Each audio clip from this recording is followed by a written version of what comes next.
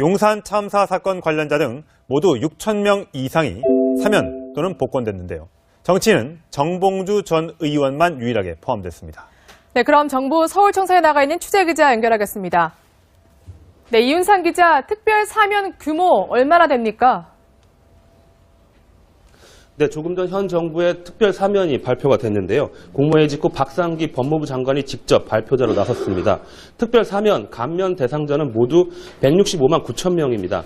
일반 형사사범 6천 명, 그리고 운전면허 취소나 벌점과 같은 행정 제재를 받은 165만 명이 12월 30일자로 특별 사면 또는 감면됩니다. 자, 제주 강정마을 주민, 그리고 한상균 민주노총 위원장, 이석기 전 의원 등등 사면 대상에 오를지가 관심이었는데 이름이 빠졌습니까?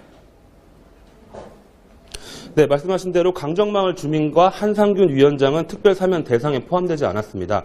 하지만 용산 철거 현장 화재 사망 사건으로 처벌된 26명 중 현재 재판이 진행 중인 1명을 제외한 25명이 특별 사면 복권됐습니다.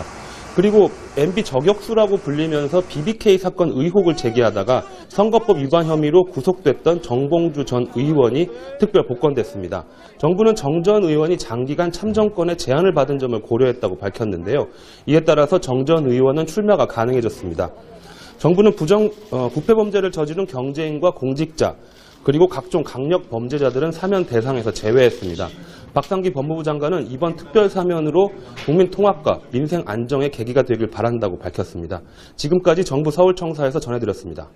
하지만 용산 철거 현장 화재 사망 사건으로 처벌된 26명 중 현재 재판이 진행 중인 1명을 제외한 25명이 특별 사면 복권됐습니다. 그리고 MB 저격수라고 불리면서 BBK 사건 의혹을 제기하다가 선거마을 주민, 그리고 한상균 민주노총 위원장, 이석기 전 의원 등등 사면 대상에 오를지가 관심이었는데 이름이 빠졌습니까? 네, 말씀하신 대로 강정마을 주민과 한상균 위원장은 특별 사면 대상에 포함되지 않았습니다. 자, 특별 사면 규모 얼마나 됩니까? 네, 조금 전 현 정부의 특별 사면이 발표가 됐는데요. 공무회의 직후 박상기 법무부 장관이 직접 발표자로 나섰습니다. 특별 사면, 감면 대상자는 모두 160. 용산 참사 사건 관련자 등 모두 6,000명 이상이 사면 또는 복권됐는데요. 정치인은 정봉주 전 의원만 유일하게 포함됐습니다. 네, 그럼 정부 서울청사에 나가 있는 취재기자 연결하겠습니다. 네, 이윤상 기자. 5만 9천 명입니다. 일반 형사사범 6천 명, 그리고 운전면허 취소나 벌점과 같은 행정 제재를 받은 165만 명이 12월 30일자로 특별 사면 또는 감면됩니다. 자, 제주 강정마을